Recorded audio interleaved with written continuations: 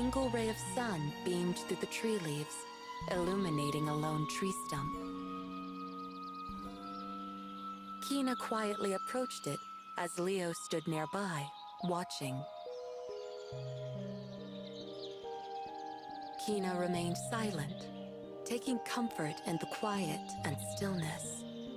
Then, as if to touch the sunlight shining through the foliage, she reached out her hand. It's warm. Kina murmured. She stood below the light, looked up, closed her eyes, and took a deep breath. The smell of the forest and the sun's rays tickled Kina's nostrils and filled her lungs. A gentle wind blew past the two of them. This is my favorite place. It's really special to me. Kina spoke in a satisfied tone as she smiled at Leo. Owen and I would walk in this forest all the time. Whenever we came here, he would sit there to rest. He told me lots of stories. Kina looked over at the tree stump. She gazed at it with a loving expression. To Leo, it seemed as though Owen were sitting right there. What kind of stories did he tell you? Leo asked her. About humans and about the world. Kina replied as she sat on the tree stump. The view from the stump was the view Owen always saw. Inside Kina's memories, her days with Owen began to re-emerge. When I was little, Owen was everything to me. He was the only other human I knew. And this forest was my whole world. But Owen taught me that the world is greater than this forest. That there are more worlds out there besides this one. That there are more people, and that they are all connected. So he was some kind of teacher. Kina smiled at Leo's words. Yes, he was my teacher. Kina suddenly went quiet, staring off into the forest. What are humans? She had asked this question frequently as a child.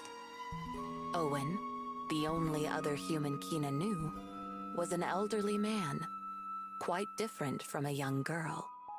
To her, Owen seemed like a whole different species. To keep young Kina's powers under control, Owen lived in the forest with her and taught her how to survive. But Owen was worried there was one thing Kina could not grasp: human beings.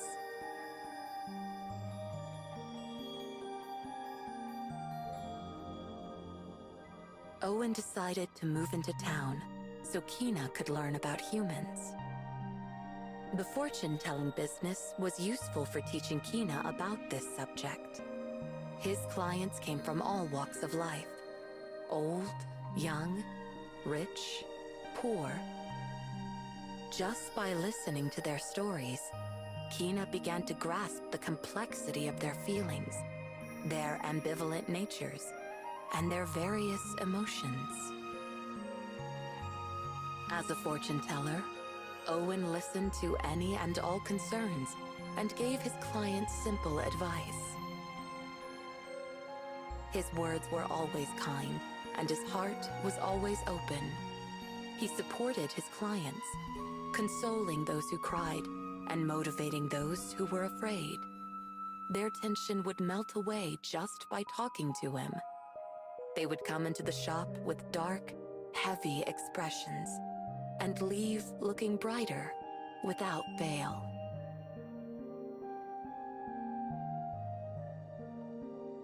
Hey, Owen. Why do people think so much of others? Why do they go through so much trouble for other people? They fall in love, fight over business, and even quarrel with their own families.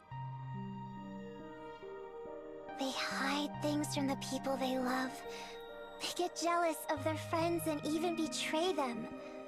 Why can't everyone get along like we do? Owen responded with a smile to Kina's honest inquiry. Because love, hate, and everything in between are all part of human nature. What are humans?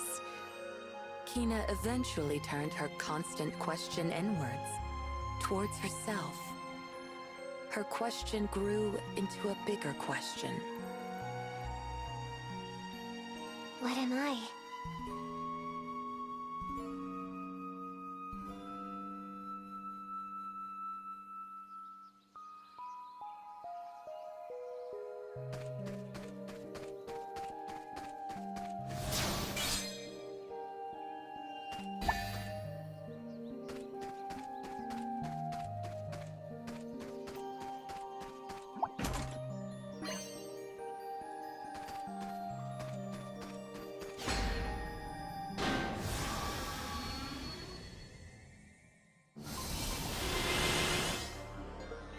Here I come! There!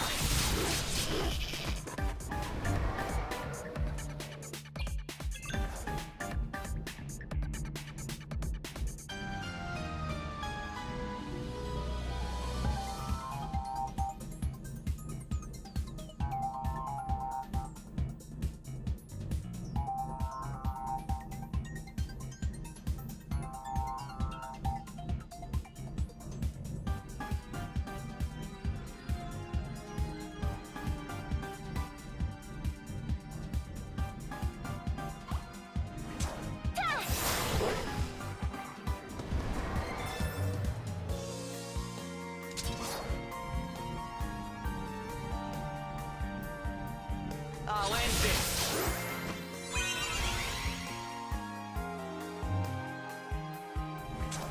Yeah!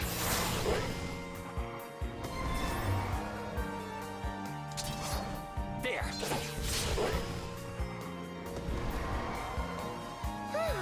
Nice!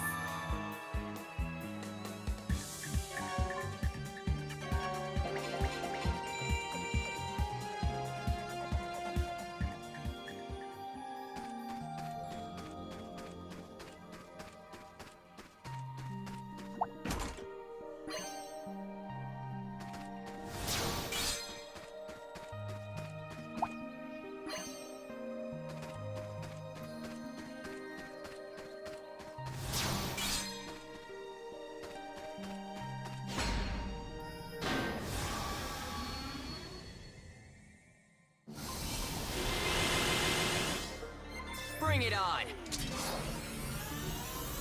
I'll end this!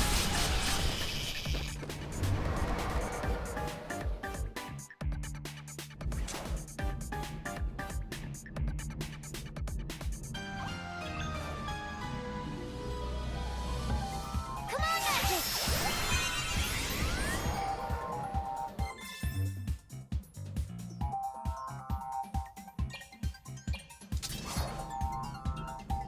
You're toast!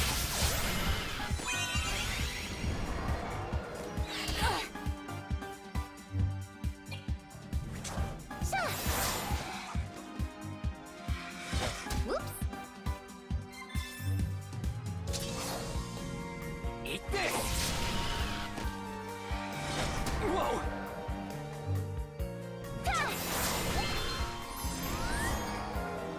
Yes!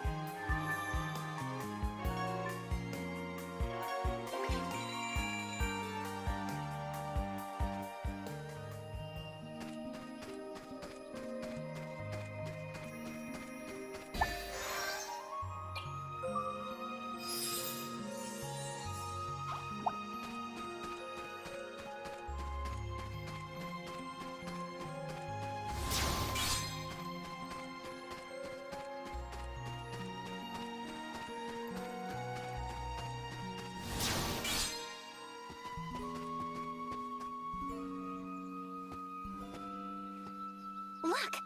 This is where we used to live.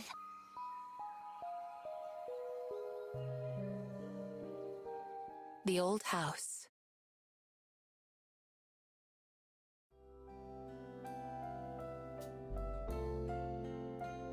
Owen told me this used to be a charcoal shop. Buying it cost him practically nothing. The old shack, made of stacked bricks and wood, looked like it had been abandoned since Kina and Owen had left. Exposed to the elements, the wooden portions of the walls were slowly disintegrating. In Kina's earliest memories, she had lived in this shack. Owen was the only person she could call family. There was a sudden change in the smell of the air around them. Although there were no direct signs of danger, Leo placed his hand on his weapon and turned around.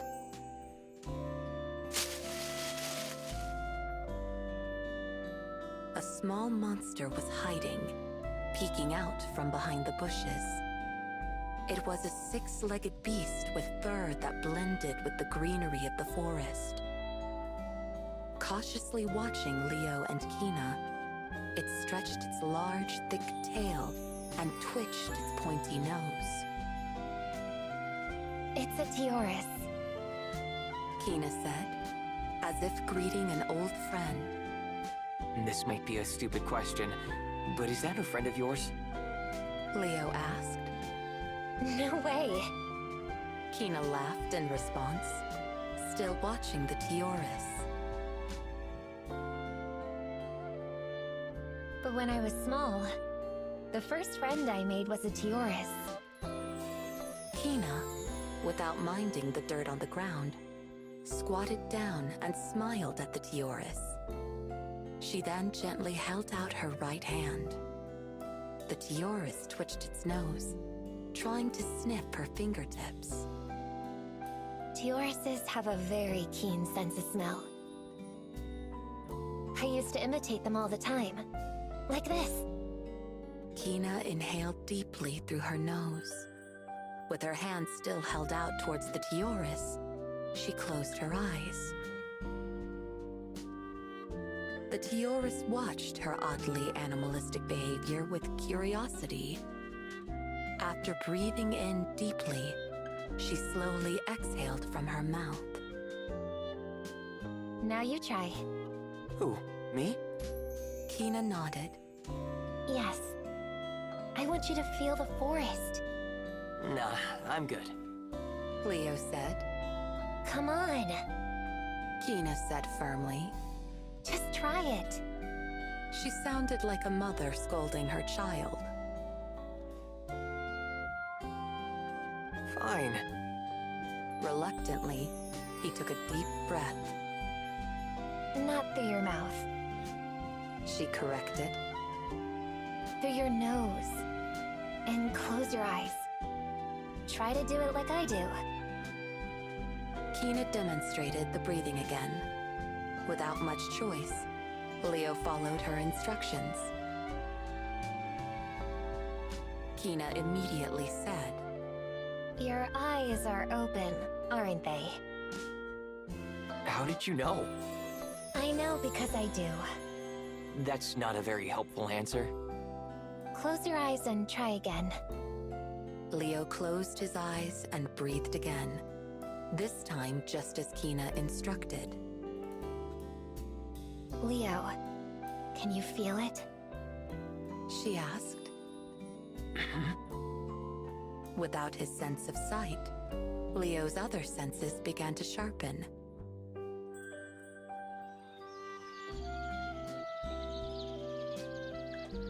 As he continued the steady breathing, his mind grew calm. The smells of the earth, the trees, the leaves, and the flowers filled his nostrils. Leo could pick up all sorts of scents he'd never encountered before.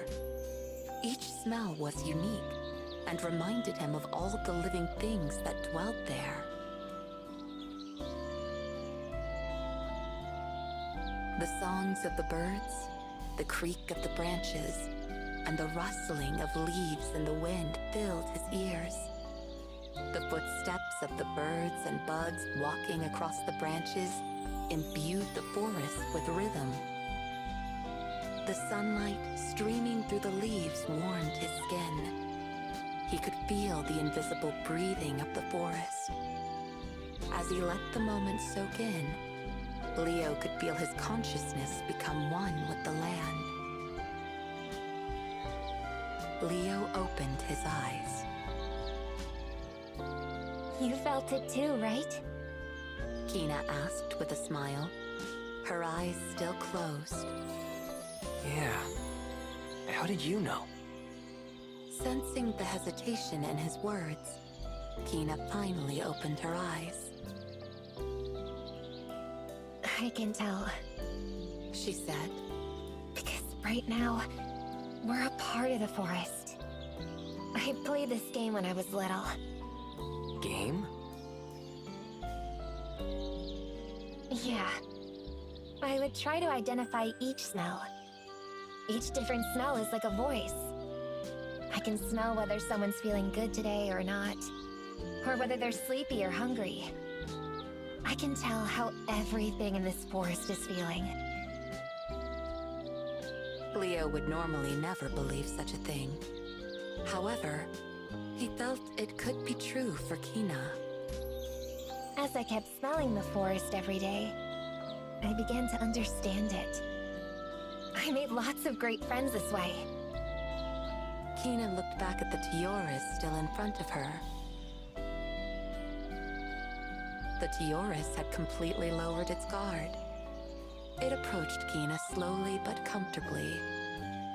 Kina finally made contact with the animal and caressed it gently along its back and tail.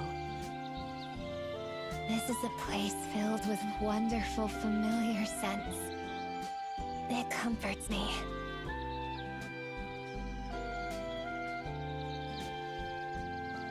I see. So this is your home. Kina inclined her head, then began walking around. Watching her from behind, it looked as though she was melting into the forest. She turned and smiled at Leo, who had remained where he was.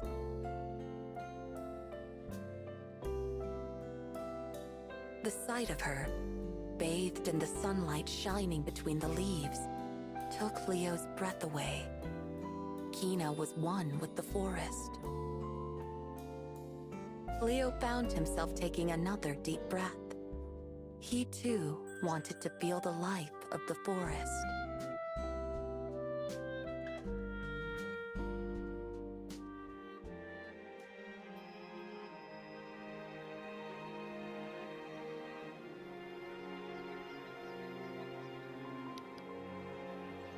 Yeah, nah, this is one of those soothing, relaxing games. Right up my alley.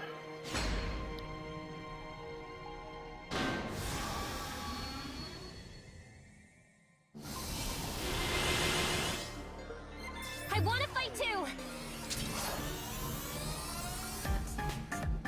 Time to end this!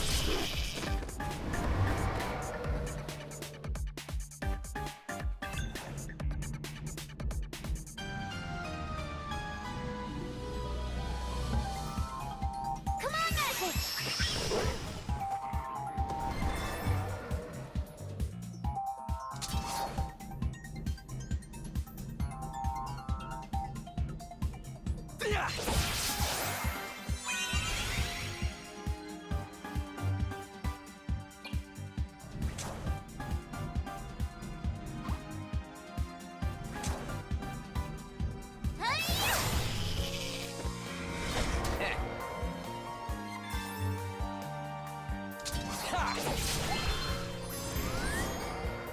Let's keep it up!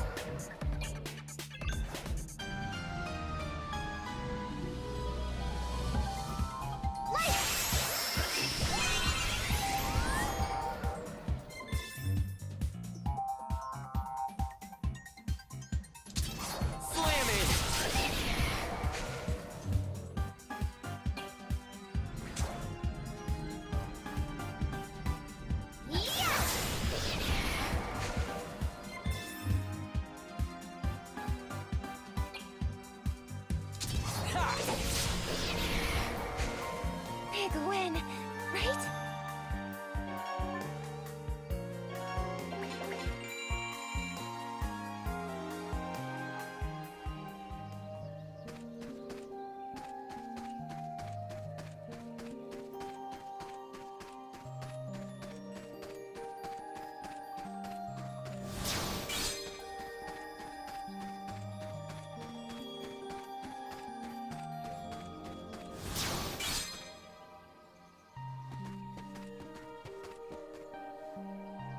There it is.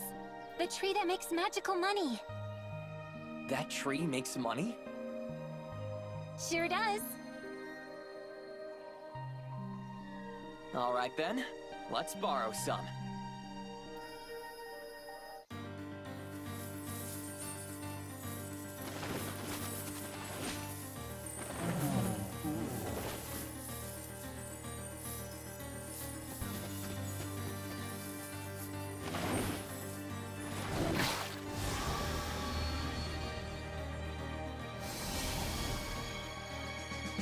We're not gonna lose.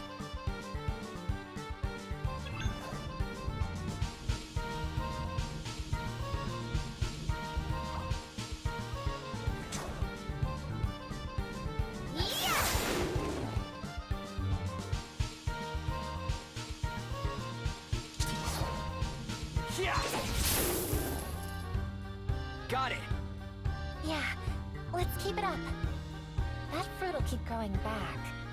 We could farm it for some extra money.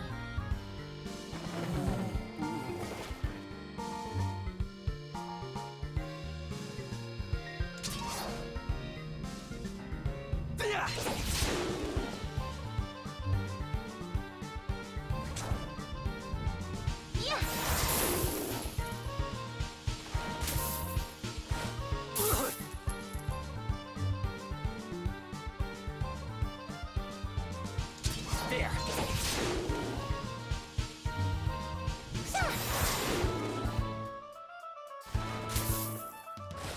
Whoa! Yeah!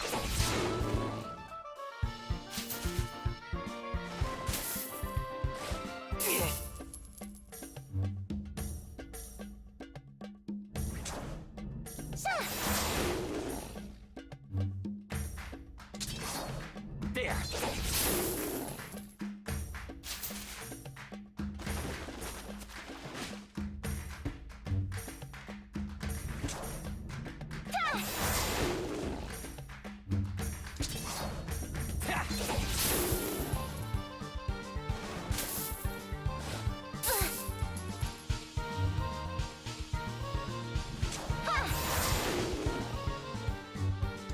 Yeah!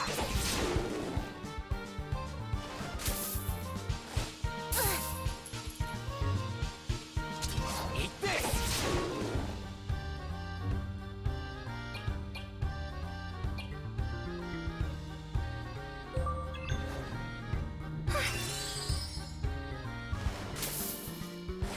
Ow! Yeah!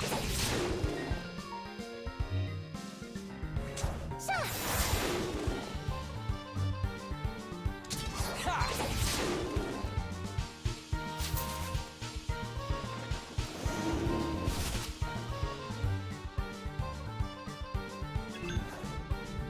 Are you okay? You're the best! Yeah! Hey.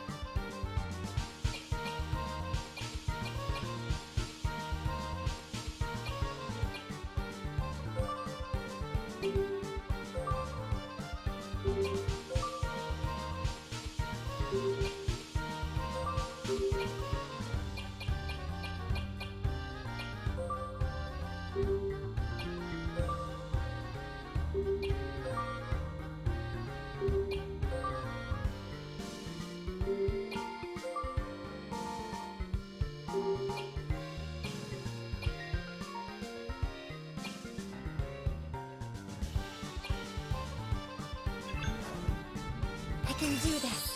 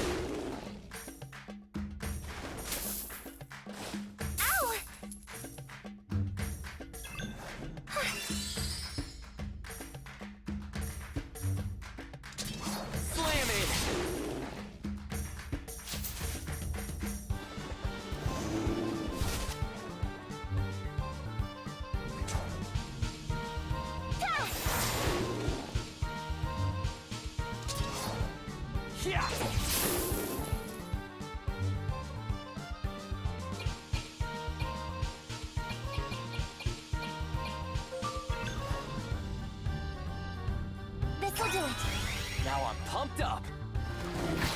Gotta do something.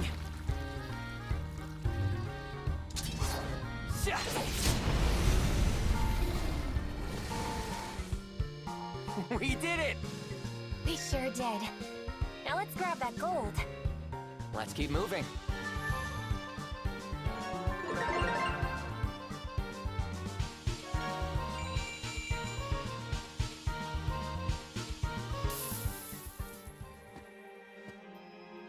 There.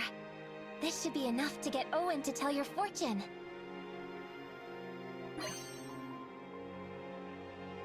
Huh, you were right. I guess money does grow on trees. This kind does. But I think we may have overdone it. Ready to head back to Owen?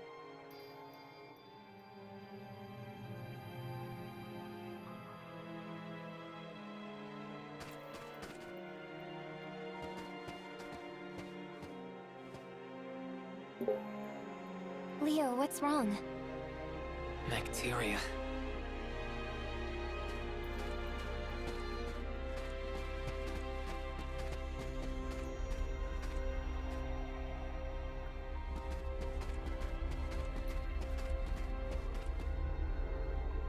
The bacteria. It's even infested my forest.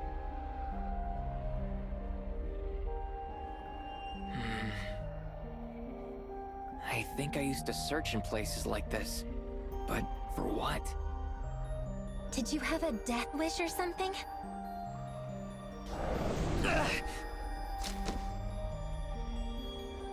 Are you all right?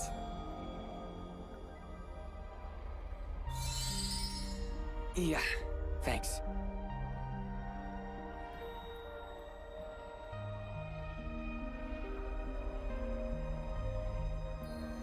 That's the same light as back then.